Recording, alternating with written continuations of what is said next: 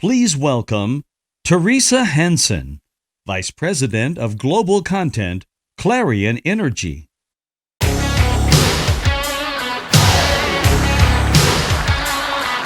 morning. Good morning, everyone. Welcome to PowerGen International 2018, and welcome to Orlando. It's been a couple of years since we've been here, so we're really happy to be back. On behalf of Clarion and the entire PowerGen team, we want you to know how much we appreciate you choosing to spend this week with us. We are thrilled that you're here. In case you haven't picked up on it yet, this is PowerGen International's 30th birthday, and we have some special celebrations planned for this week, and some might require a step back to 1988. I think the music was kind of a step back to 1988. It was kind of like a 1980s rock concert. As you just heard, I'm Teresa Hansen. I'm the Vice President of Global Content for Clarion Energy. And Clarion Energy acquired Penwell, the parent company of PowerGen International, earlier this year, but that doesn't mean that you won't see familiar faces here at the show or that you won't recognize the show. We're excited to join Clarion's Power and Energy series of events. And before I go on, I want to give you a quick look at those events.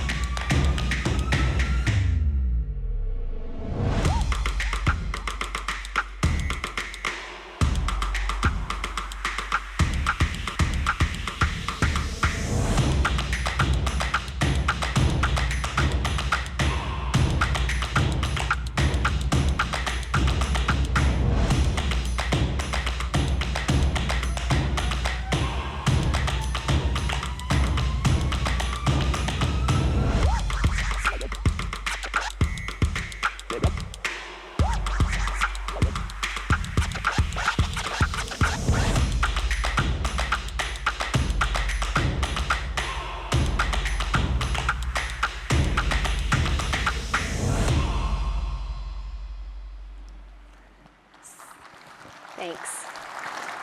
So as you just saw, there's still much that's familiar to you, but you will see some new exciting initiatives that you haven't seen before this week.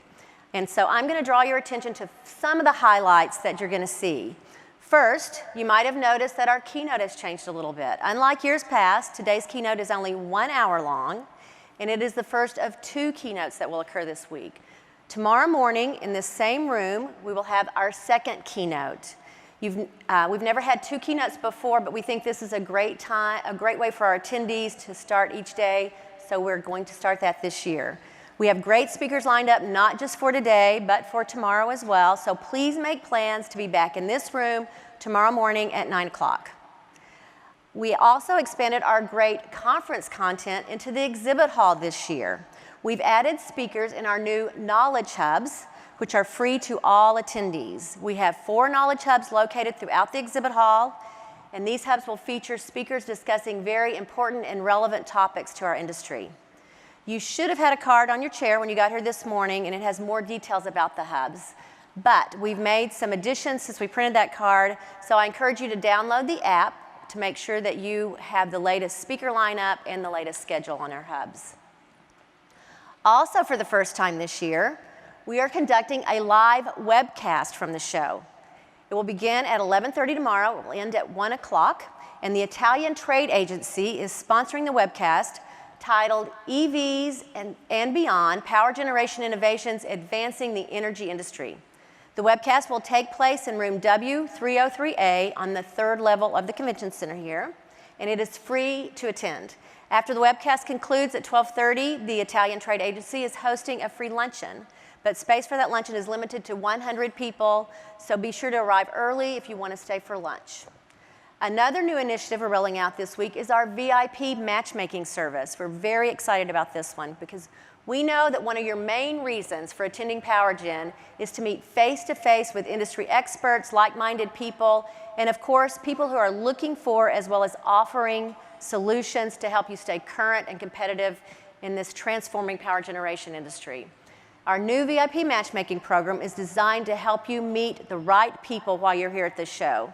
If you want to learn more about this new offering and how you can participate in the future, I recommend that you stop by the Power Generators Lounge, which is booth number 2333 on the exhibit floor, and visit with our matchmaking team. As I mentioned earlier, this is PowerGen International's 30th birthday, so we think this is the perfect time to bring back the networking party.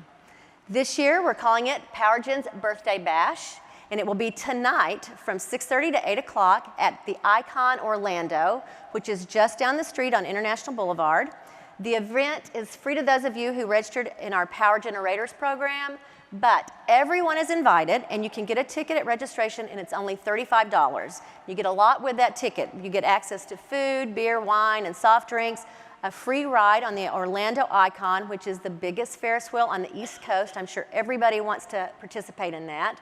And we also have a lot of other fun activities lined up. So please buy your ticket today. The event is tonight, and you can buy your ticket at registration. Be sure to wear your badge to the event because you will need that to get in. So these things I've mentioned are just a few of many happenings this week. There are so many things going on, there's no way I can highlight all of them. I'm just going to tell you that, as always, we have a lot of networking and learning opportunities planned, and the best way for you to find out about them is to refer to the printed show guide, or better yet, download our mobile app. If you haven't already done so, you can download the PowerGen International mobile app. You can do it right now because I know everybody has their phones with them. All you have to do is search PowerGen in iTunes or Google Play to start your download. You can also learn a lot about what's going on this week from other attendees by participating at all of our social media opportunities this week.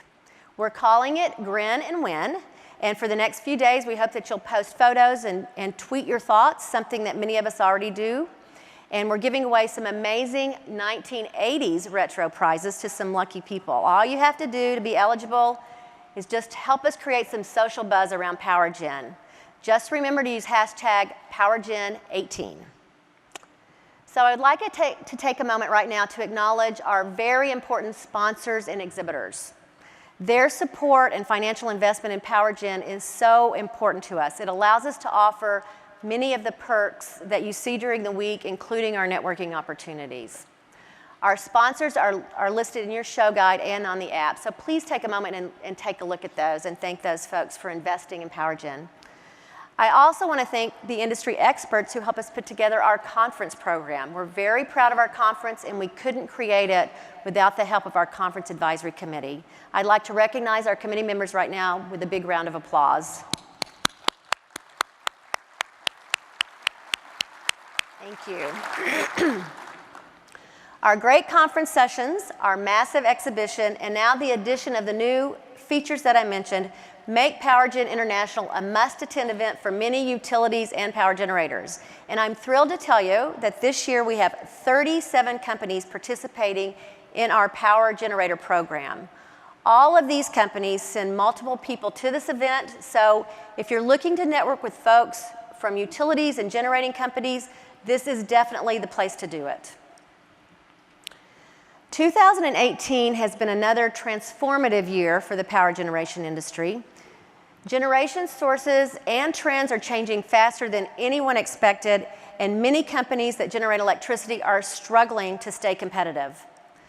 Electricity markets in many areas of the country are squeezing out reserve generation, and the ever-changing regulatory and political environments are also creating challenges for many generators. There is a lot of uncertainty for many in the power generation industry right now, but there are some things that are certain. Renewable and small distributed energy installations will increase in the coming years. More customers will become self-generators, or prosumers as we call them, and most electricity users will become more efficient, which likely means continued flat or slow-growing demand in many markets. However, we also know that conventional thermal generating plants, along with combustion turbines, will continue to supply most of the developed world's electricity, and they will do that for many years to come. In addition, we know that there are many new and amazing technologies and solutions available to help owners and operators of these plants make them safer, cleaner, more efficient, and more reliable. We also know that all forms of electricity generation, from small residential rooftop solar to utility scale wind facilities to large conventional thermal generation, will be part of the future generation mix. Electricity generators must work with solution providers to find ways to make their power plants and facilities as efficient, flexible, and cost-effective as possible. This week on the exhibit floor, you're going to see many companies exhibiting new technological solutions. You're going to hear speakers from utilities and solution providers tell you about how they took on challenges and struggles, learned from them, and turned them into successes. Our goal is to make sure that everyone who attends will leave here with the knowledge that will allow them to help their companies and utilities succeed in the future electric power industry. So during the next 3 days, I urge you to take advantage of all of the educational and networking opportunities PowerGen International offers. So let's get started.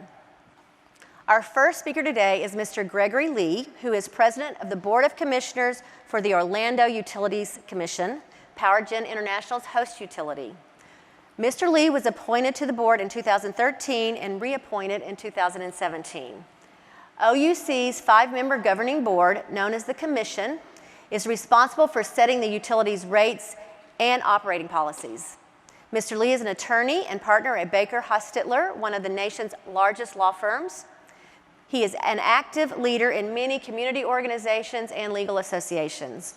Mr. Lee is a graduate of the University of Florida and earned his Master's of Business Administration and his Doctor of Law degree from Stetson University. Please help me welcome Mr. Gregory Lee.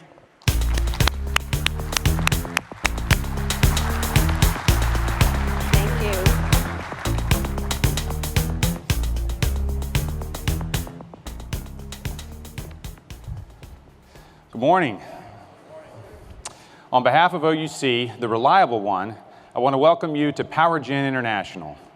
We're certainly honored to serve as this year's host utility, and we're even more privileged to help in the event's 30-year anniversary right here in Orange County at the second largest convention center in the nation. You probably arrived at our world-class Orlando International Airport, which we're proud to say is our second largest OUC customer. And our largest customer, Universal Orlando Resort, is just a few miles away. Perhaps you'll have a chance to visit Universal and then go to some of their theme parks while you're in town. I've had the pleasure of serving on OUC's board since 2013 and the last 2 years as president. I'm also a longtime Orlando resident, and I couldn't be more proud to call this great city home. Orlando is booming. If you've had a chance to get out and explore a bit, you probably noticed the wealth of cranes in every direction that you look. The growth happening around us is astounding. In fact, just this year, Forbes named Orlando the 4th fastest growing city in the nation.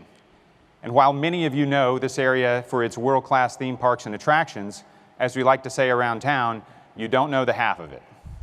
We're quickly expanding beyond the theme park roots with solid representation from a variety of industries like healthcare, aerospace, biotech, manufacturing, modeling and simulation, clean tech, and so much more. And in 2016, Metro Orlando led the nation with 52,000 jobs created. That's nearly 150 jobs a day.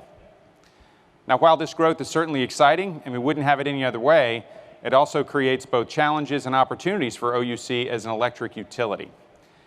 We pride ourselves on our unique ability to effectively balance reliability, affordability, and sustainability. And our fuel diversity has enabled us to do that very well.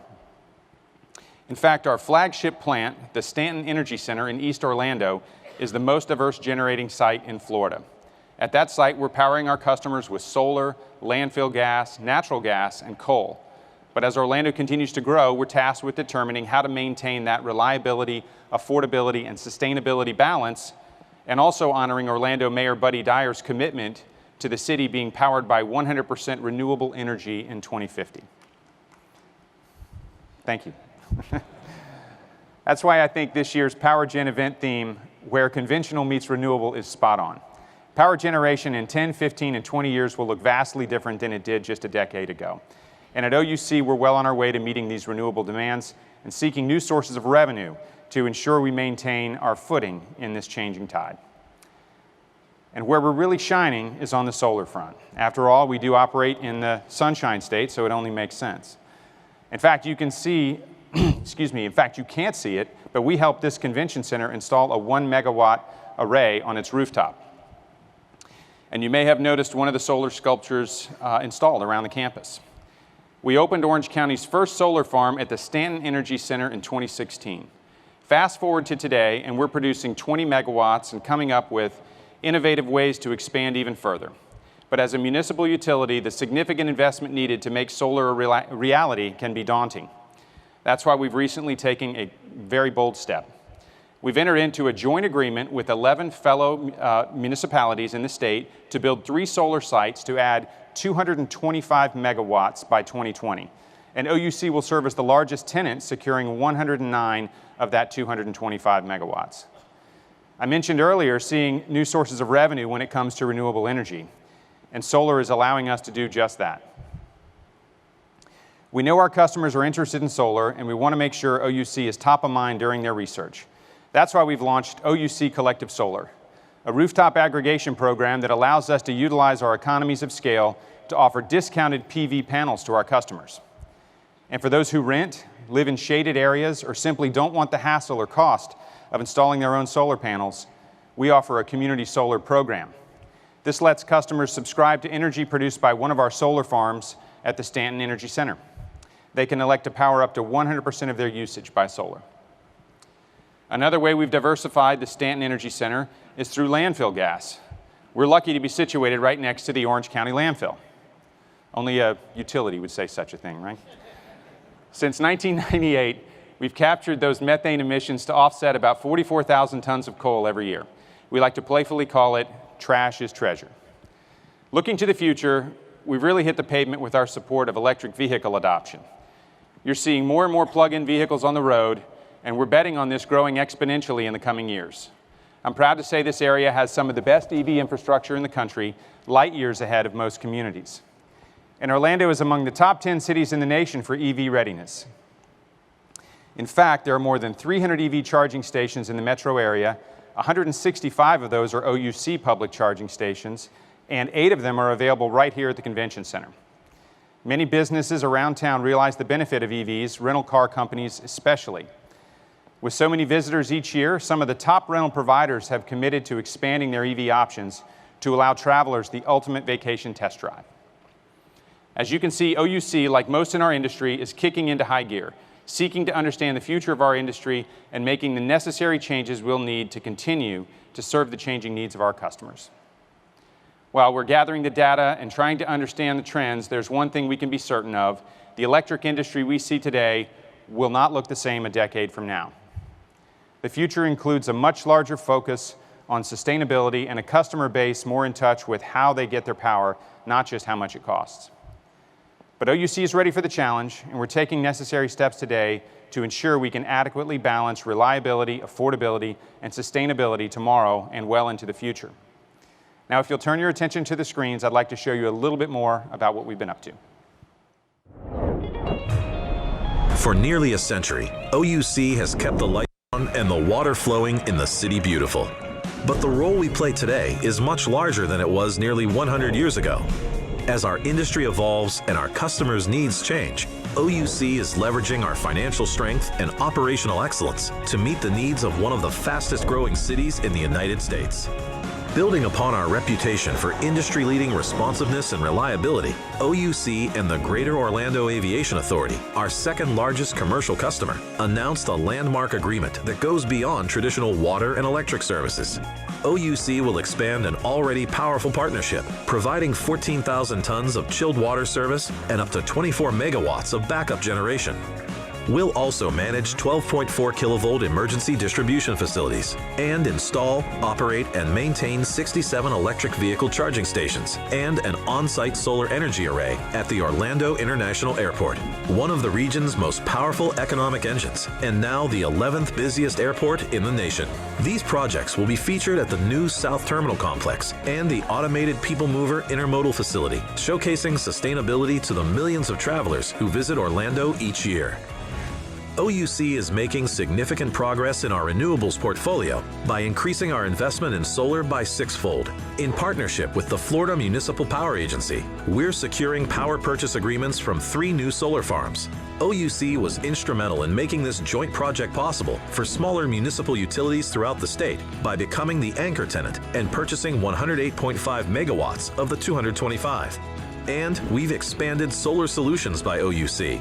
We brought the new 13-megawatt Kenneth P. Kosciuszko Community Solar Farm online at the Stanton Energy Center. And the OU Collective Solar Aggregation Program is making rooftop solar more affordable to homeowners. We've also added a solar energy test site at the Pershing Operations Center, where we're studying a variety of solar panels to determine the best ones for use in Central Florida.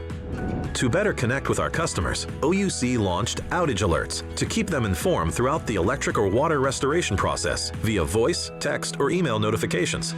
Soon, an option will be added for customers to stay connected to important billing information as well.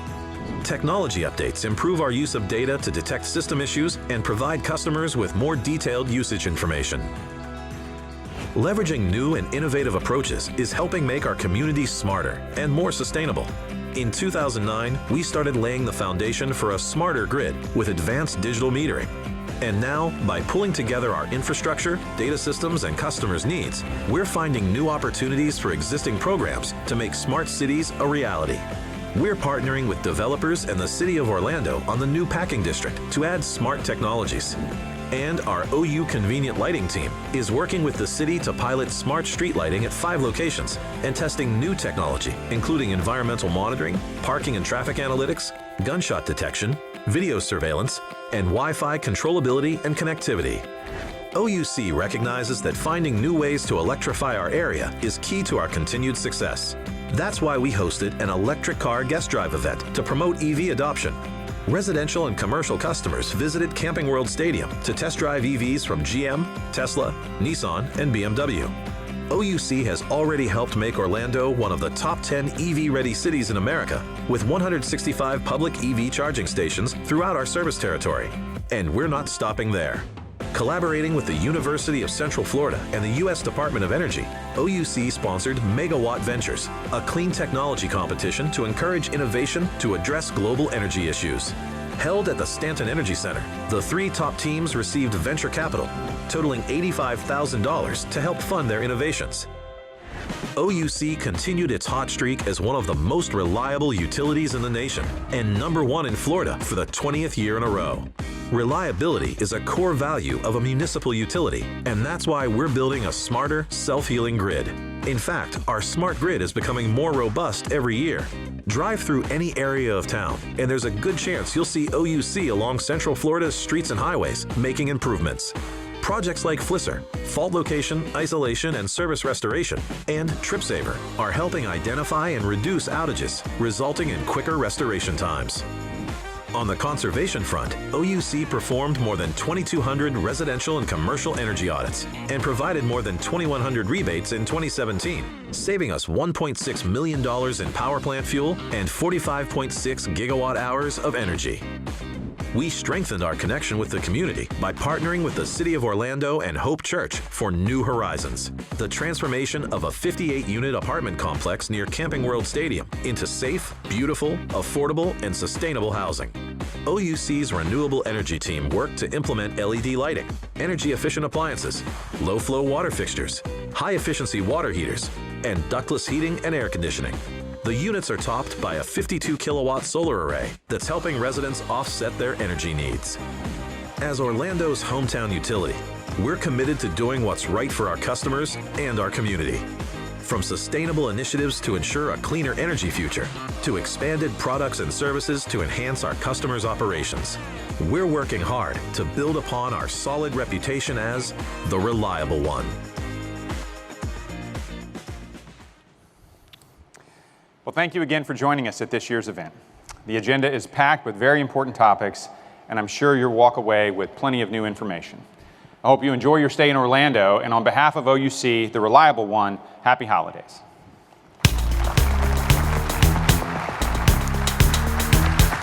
Thank you very much. Thank you, Mr. Lee. We appreciate your participation, and we also appreciate Orlando's Utility Commission hosting PowerGen this year. It's now my pleasure to introduce you to our next speaker, Mr. Robert Yeager, who is President of Power and Water Solutions at Emerson. Mr. Yeager has led Emerson's Power and Water Solutions business since 2004. He began his career when he joined Westinghouse, now Emerson Automation Solutions, as a system engineer in 1982. Since that time, he has held positions of increasing responsibility at Emerson. In 2001, Mr. Yeager was named president of Emerson's Intellution business. He was then named president of Emerson's process business before being named president of Power and Water Solutions. Mr. Yeager holds a bachelor's degree in data and system analysis from Carnegie Mellon University and a master's degree in computer science from the University of Pittsburgh. Please welcome Mr. Robert Yeager.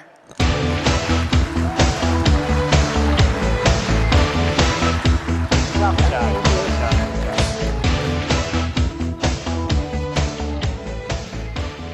Well, good morning. Thanks, Teresa, for that very kind introduction. I really appreciate it. It's great to be here out of the cold weather in Pittsburgh. Today, I'm going to talk about digital transformation. Digital transformation. And I know what you're probably thinking. You're thinking that if one more person says cloud or virtual or blockchain, I'm going to punch him in the face. Am I right? And I don't blame you. I totally relate, because you're worried about important issues facing you today, like aging workforce, human error, reliability, innovation, not some theoretical conversations that don't even apply to you. But I can tell you that digital transformation can be the solution to your worries. It's the key to the future. It will change the way we work. But before I get into all of that, I thought I'd take a minute to tell you who we are. Not because I want to do a commercial, but we are Emerson, formerly Westinghouse. We've been automating power plants for 100 years, way before digital anything. That is George Westinghouse and Tesla on the screen. Tesla was an employee in our East Pittsburgh plant. I think it's fun to come into work, think about coming into work in the morning with your coffee, and Tesla's in the cube beside you. Are you kidding me? Now, I didn't work with Tesla. Although my team says I look like I worked with Tesla. Ovation is our automation system, and we automate 1.3 million megawatts around the world. 1.3 million megawatts. That's about 20% of the global generating capacity. Coal, gas, nuclear, solar, hydro, wind. In the US, about 450,000 megawatts. That's about half the US generating capacity. 1,000 systems in China. 1,000 systems in China. So I like to think we're in the trenches. We're close to you. We understand what's going on. We get feedback every day from all around the world, like about aging workforce, emerging technology, a lot of technology coming at us, reliability, innovation. So I believe we have our finger on the pulse in this industry. Now, some of the things we hear are pretty silly. Some are good ideas. And what I'm going to tell you about today is how those ideas apply to the future of power generation and digital transformation. So, just like Tesla changed our industry forever, maybe digital transformation can do the same thing. We'll see what you think. Well, why in the world would you ever do digital transformation in the first place? Why? Well, I can think of three good reasons. Three pretty good reasons. Reliability, knowledge transfer, and innovation. Three pretty good reasons. Let's start with reliability. How would you like to eliminate human error? Think about that for a minute. Eliminate human error. For the first time ever, time travel, now work with me on this, time travel can become possible.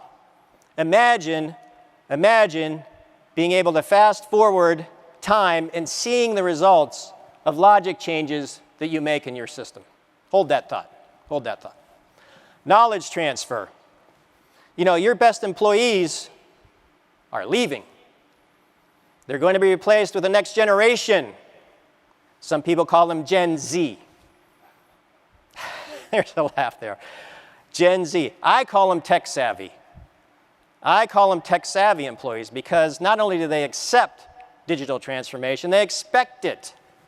What do you mean? What do you mean we don't have a digital plant that I can try things on and experiment on things? I thought we always had this. In fact, if you don't do it, I'm going to do it. Do you really think the digital generation coming into this industry is not going to do digital transformation? They've grown up that way. Innovation. Innovation. Innovation is risky in our industry, very, very risky. Let's go back to making online changes. 1,000 megawatt unit. 1,000 megawatt unit. You want to make changes online. You can do it. Your heart's pounding. Heart's pounding. Oh my God, I've been here 20 years. I hope I got this right. Plant managers looking over your shoulder. And I know a lot of plant managers. And I'm sure there are a lot, no offense to plant managers, but the ones that I know don't have a sense of humor to begin with. Am I right? I know I'm right. You trip that unit is not going to end well for you. No way. That is no way to learn.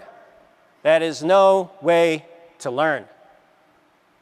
How did we learn? How did our generation learn? Growing up in a power plant, and I know there's many people here that grew up in power plants. How did we learn? We learned the hard way. And I know you're going to know what I'm talking about. We became members of the Megawatt Club. That's when you personally do something to trip a unit. I don't know if that was a cough or sneeze, but if you do something to trip a 200 megawatt unit, you're in the 200 megawatt unit. You get it, 1,000 megawatt. That is no way to learn. That is no way to learn. You need to be fearless. It's the hard way to learn. It's how we all learned, but you need to be fearless. You need to be fearless when it comes to innovation. Let's think about the new employee. The new employee. First day on the job. First day on the job. I'm here. Just got my master's degree in mechanical engineering. I am ready to change the world. Walks into the control room. What do you think the operator is going to say to him that's been there for 25 years? The operator. You're not even allowed to have an opinion. You can't even have an opinion. Go away. Maybe in 5 years I'll talk to you. That is no way to retain employees. It's no way to attract employees. You need to create the digital world to maintain the workforce of the future. It's inevitable. Well, so what part of digital transformation am I going to focus on today? That's why this is so hard to explain. Because if you think about the electric utility, there's so many parts of it. All are very appropriate for digital transformation. Transmission and distribution, commodity trading, demand-side management, all very appropriate. But since we're at power gen, I thought I would talk about power generation. Good idea? What will the power plant of the future look like, the digitally transformed power plant? What is that? What's a digital power plant? And more importantly, how is that going to benefit me? Do I really care about this? Do I really care? Well, here it is. Here it is. Digital transformation. Digital twin. And I know you're probably sick of hearing about digital twin, and I am too. Because for me, when people talk about digital twin, they talk about a photo, a digital photo, a snapshot in time that rapidly becomes inaccurate. There's a slow, inevitable decline in its accuracy, to the point where you're probably better off not having anything, because after the photo, the twin ages, you're actually working on disinformation. You're actually working on the wrong information because the plant has changed, the logic has changed. It's not alive. The twin is not alive. So what I'm going to describe is about 10 million lines of software code. Think about that. 10 million lines of code. How do you do it? First, the twin has to have the same DNA. It has the same software tools that you use to create the real plant, you use to create the digital world. The DNA is the same. The ones and zeros are the same. Same DNA. Integrated, but separate. Second, you have to have the twin automatically update. You know, by definition, twins grow up together. You can't have a research project to update this digital photo. The economics don't work. Nobody wants to do it. Nobody has the time or resources to do it. It has to automatically update. Third, and this is the hard part, real-time synchronization of the controls and the power plant to the digital world. Real-time synchronization. That's 10 million lines of code. So if you can kind of picture yourself standing inside of the real control system and the ones and zeros, the software executing, you see it operating on the real plant. And you step inside the digital world, you see the exact same thing, same DNA, same ones and zeros, executing in real time, but not on the real equipment, but highly, highly accurate. Integrated, but separate. So let's go back to time travel and that 1,000 megawatt plant. 1,000 megawatts. Plant manager's looking over your shoulder again. You never do that again. You never put yourself in that position. You go into the digital world that I just described, this 10 million lines of code, make the logic change. You know it's highly, highly accurate because it's being updated all the time. In this world, time means nothing. It's just another dimension. Fast forward time, 8 to 10 times, and see, sure enough, had I made that logic change on a HRSG, you pick it, HRSG logic, steam turbine, gas turbine, coal mill, I would have either derated this unit or tripped it. I would have been a proud new member of the megawatt club. Not a good way, not a good thing for your career. So you're thinking, okay, that sounds really interesting, but how in the world would we ever do that? The good news is, you're already working on it. You may not know it, but you don't need to rip and replace everything. You may not know it, but for the last couple of decades, you can see on the chart here, automation systems have been built on common IT technology. Common IT technology. It's the building blocks for digital transformation. And until now, it's sort of been easy, well, not really easy, but not too hard, for technology partners to look at emerging technology and say, this is what I want to do with my automation system, my controls in my plant. Cisco has this new network, and that's our new network. And there's Microsoft is doing this, that's our new HMI. And it's been sort of easy to take emerging technology and apply it to this world. Not so going forward. Not so simple. Your world is about to change, and fast. Look at this. Look at this. Look what's coming at us in the next couple of decades. Virtual, cloud, you've heard of all of this. Edge, IIoT, blockchain, cybersecurity. It's all software.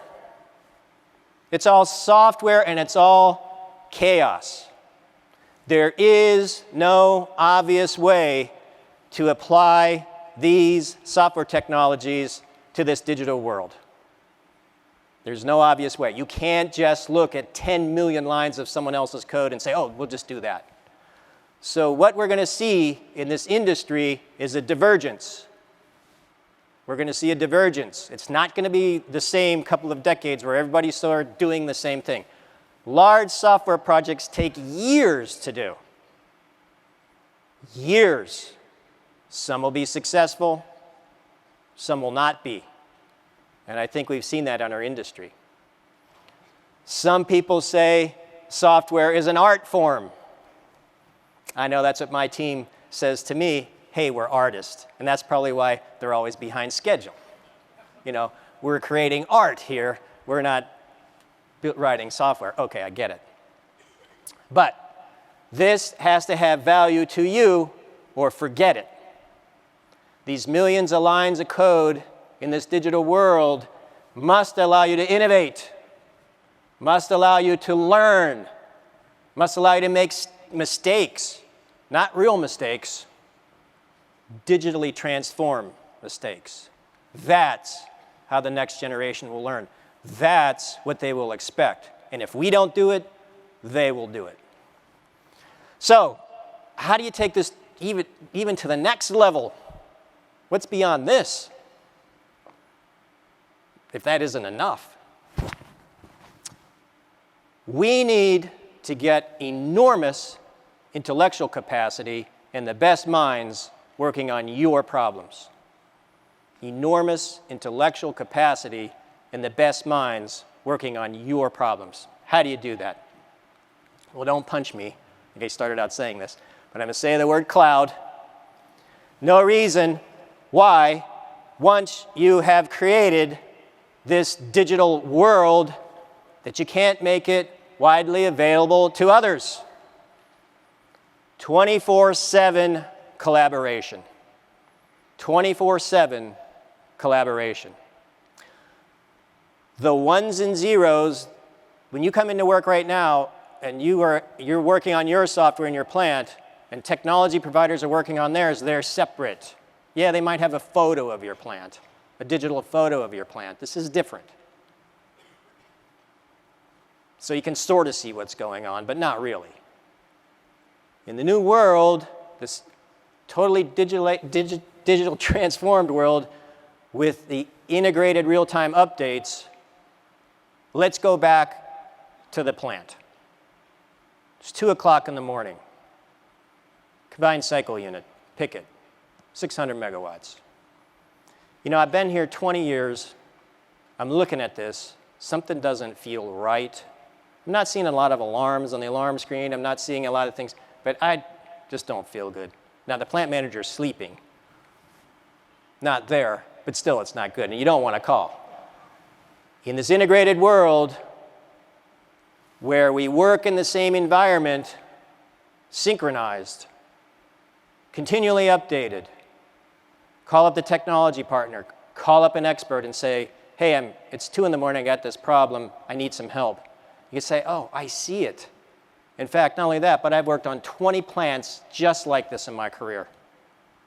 Here's what you need to do. Make this logic change, fast forward time.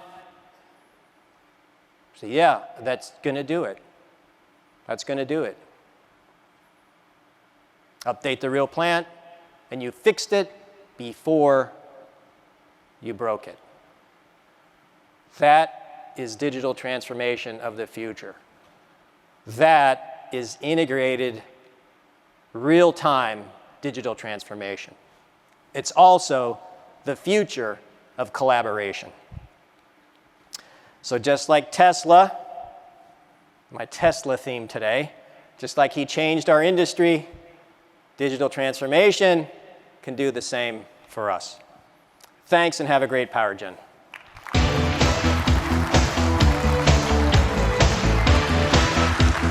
Thank you. That was awesome. Thank you, Mr. Yeager.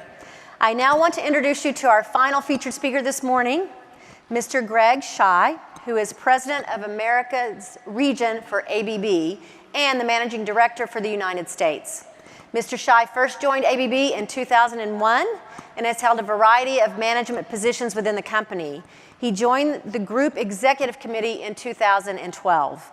In 2011, Mr. Scheu was appointed North America's Region Division Manager for Discrete Automation and Motion, where he oversaw the integration of Baldor Electric Company. A year later, he oversaw the acquisition of Thomas & Betts. Together, these two acquisitions more than doubled ABB's size in North America. Mr. Scheu sits on the Board of Governors of the National Electric Manufacturers Association, the Board of the National Association of Manufacturers, and is also a member of the Business Roundtable in the United States. He holds a Bachelor of Science degree in Electrical Engineering from the University of Delaware. Please help me welcome Mr. Greg Scheu.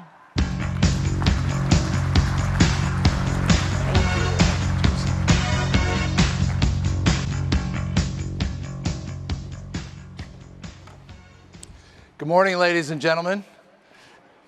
Morning. It's a real pleasure to be here with you today. An event that we've participated in for many years, and I'd like to start by congratulating PowerGen International for reinventing each year, keeping this fresh and of value to so many attendees. It's great to look out in the audience and see so many folks here from the industry all around the world, and thank you for the invitation to speak today. So today I'd like to cover where is this energy market going and how do you thrive with the opportunities that are there, many challenges, many risks, and certainly more change than we've seen in our lifetime. I won't spend a lot of time on my introduction. Teresa gave you the overview. I'd say my role, simply put, is to serve our customers across all of ABB in the Americas region, serve our employees, which is about 40,000 employees in the Americas, and most of all, lead and support this team during a time of a lot of change and a lot of opportunity in the markets we serve. Who is ABB today? Well, you've known us as a pioneering technology leader. We've been doing that for 125 years. Had to reinvent ourselves many, many times. And we continue to reinvent who we are today. That's founded on a DNA of innovation.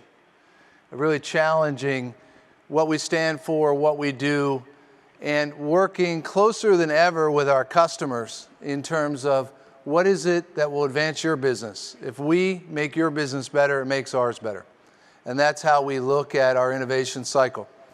We do that with product systems, more and more software as a part of what we do, and we do it for three major sectors.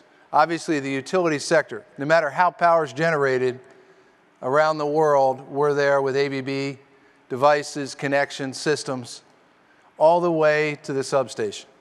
From the substation, we take that same power and we electrify everything, whether it's in an industry, whether it's in a residential, commercial, or other types of infrastructure.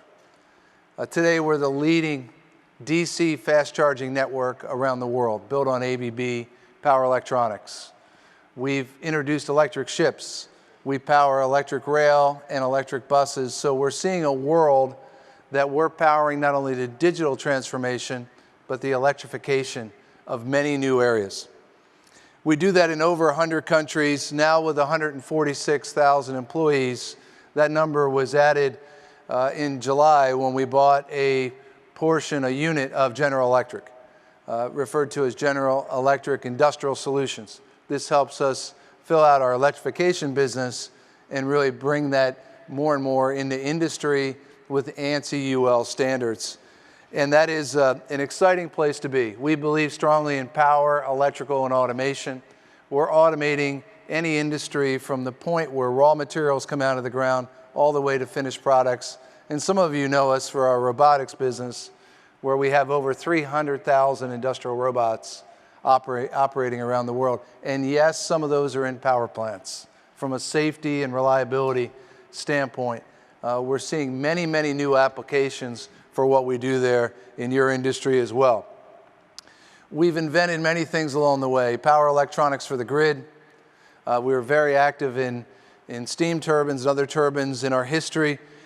We are the leading supplier of what I consider to be the digital central nervous system of power generation, which is typically the distributed control system, the leader in the world with our DCS offering. Also taking more and more of that digital network now through our ABB ability, which is what we refer to our open architecture platform that allows you to take existing assets and bring those to a digital world without having to change those out. That ABB ability architecture is one where we've partnered with Microsoft in particular for the cloud, and also with HP for the grid edge in terms of a lot of the edge control that's happening out there. We're a very early adopter as a digital champion over many decades, and we continue that today with over 8,000 software and scientists and PhDs working on new developments together with our customers. And let's not forget the importance of security in terms of what this all means with the risks and the implications from a security standpoint. And that's a big part of our solutions of what we offer out there as we come together with where the vulnerabilities are and how you achieve resilience on the grid. When you think about how do we go about all this change together with our customers, we start with a strategic approach, obviously thinking big on what's possible in terms of digital, but we look at the specific problems we're trying to solve and really break those down into what are the business outcomes that we're really trying to drive together. Where are the pain points? And we work that back in looking at IT and OT and where are the convergence aspects, taking the domain knowledge of applications that we have together and applying digital technology. And then we understand how do we use data to make this happen and drive an outcome where it's not one size that fits all.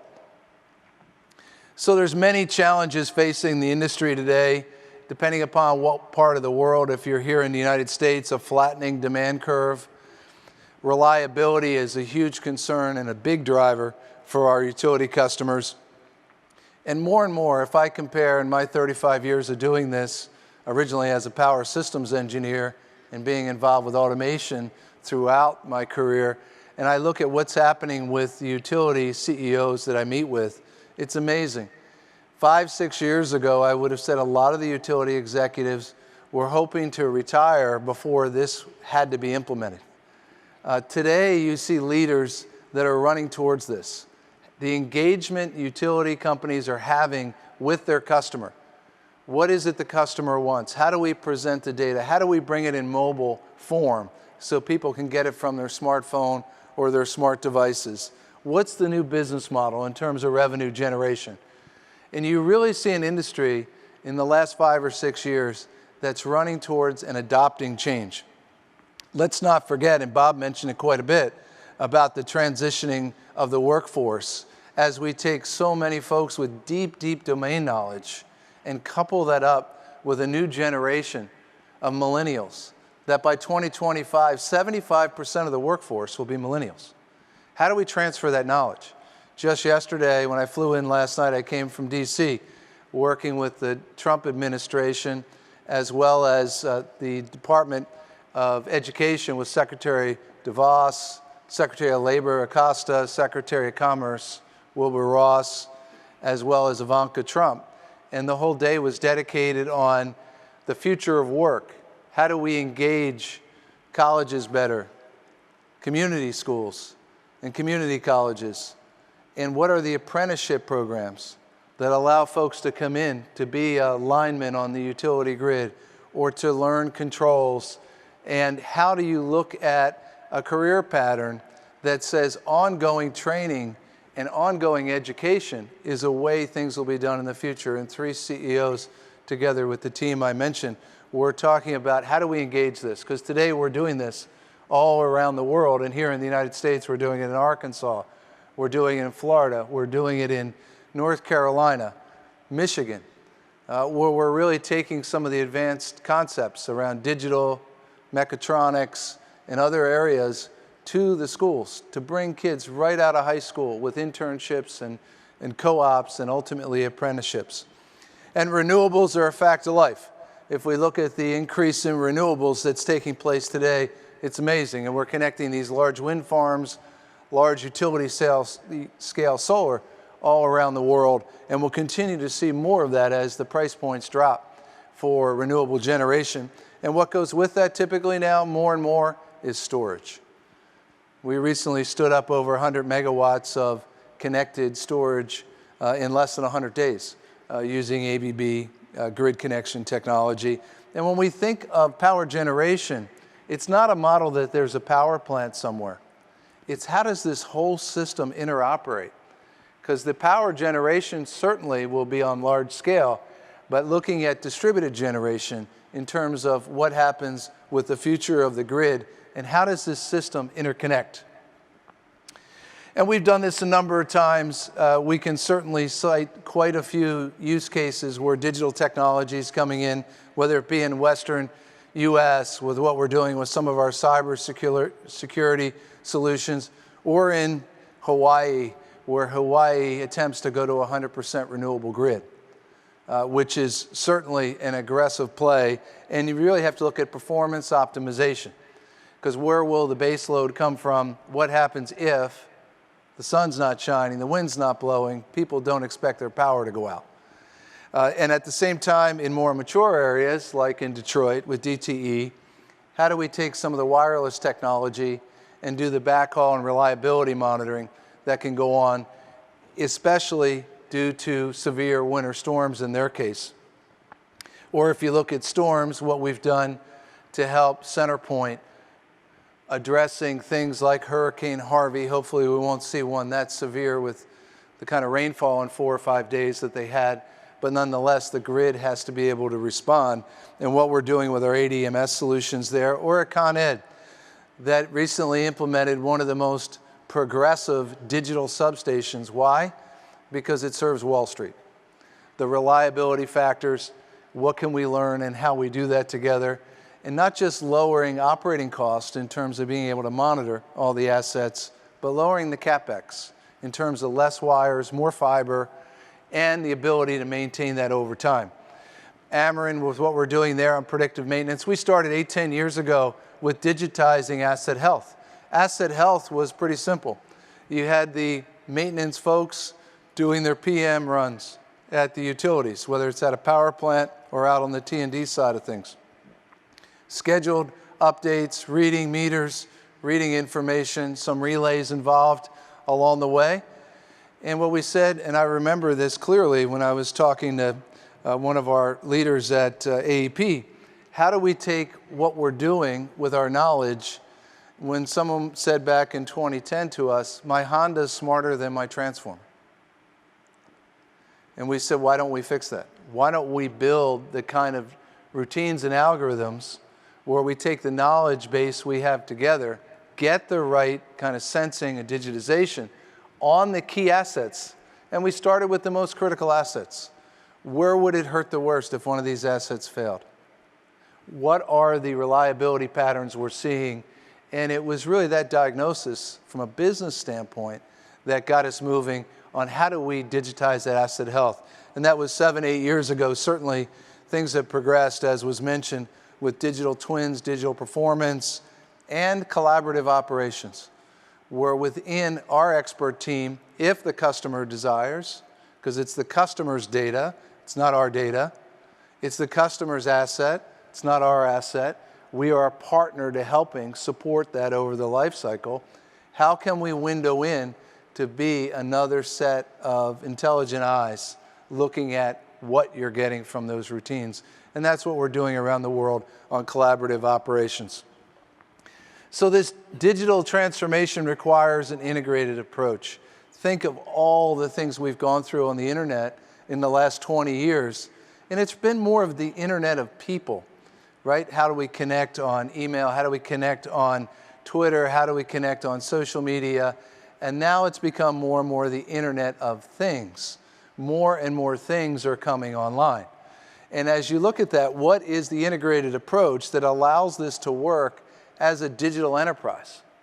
And customers are looking for now that platform, not a one vendor fits all platform, but a customer integrated approach that allows their key partners to participate where we can on the cloud and sometimes on the grid edge, in terms of faster response times. Not everything has to go to the cloud. And those decisions are being made customer by customer, and certainly as we work together, we share our experiences of what we're doing with our own business and what we've seen from other customers in terms of the opportunities that exist here. And power generators, clearly you all in this room have a lot of opportunity. And it's not only on the operational side, operational cost as shown here in orange, or on the maintenance costs, because there's opportunity there as well. It's also on the fuel costs in terms of how do you shift to address the revenue, the flattening demand, and drive productivity and the right cost efficiency. And these new business models are real. They're not theory in terms of what's happening out there today. And we see big time shifts, coal to gas. We see new players coming in the generating space as we go around the world, especially on the renewable side, with a lot of new entities that are coming that are financial players. And even on the grid in terms of don't have the domain knowledge.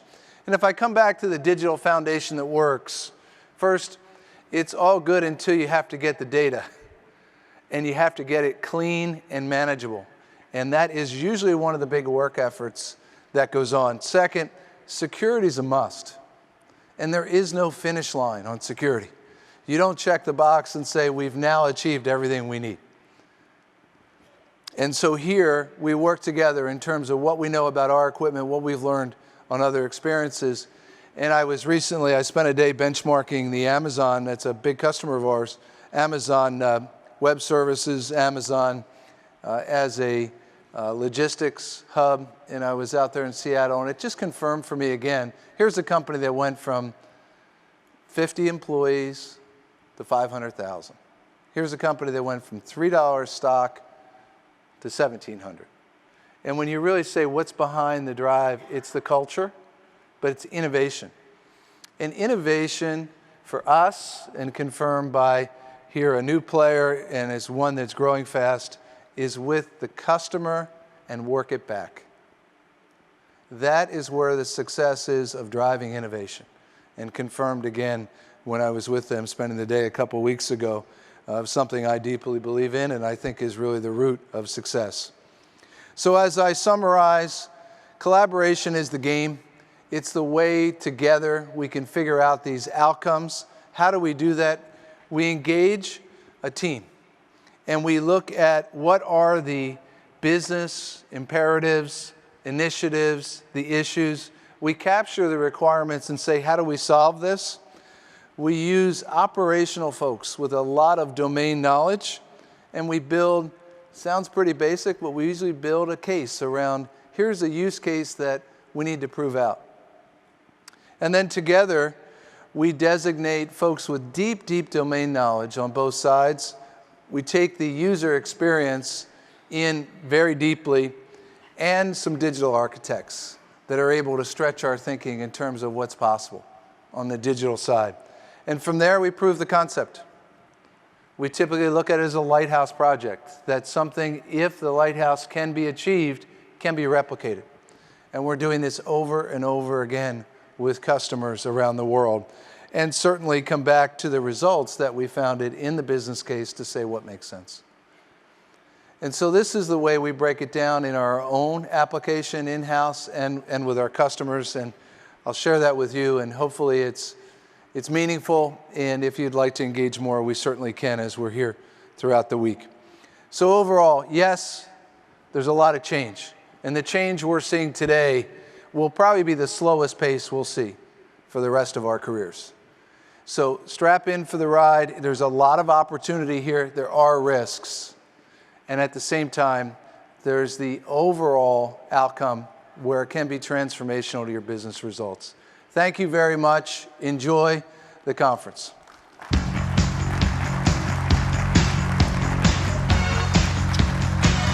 Thank you very much. That's great. Thank you, Mr. Scheu. And please join me, everyone, in thanking all of our keynoters today. So before you adjourn to the exhibit floor, I want to remind you once again to be back here tomorrow morning at 9 o'clock for our second keynote. You'll hear from Mr. Scott Strazik, who is the new CEO of GE Gas Power, and Mr. Todd Buckles, who is an acclaimed author, a former White House economic policy director, and an economist. And please remember to download our app and check us out on social media. We want to see your tweets and your photos all week long. That concludes today's keynote session. Thanks everyone for coming. The exhibit hall is open and the hubs and summit sessions will start soon. Thank you, everyone.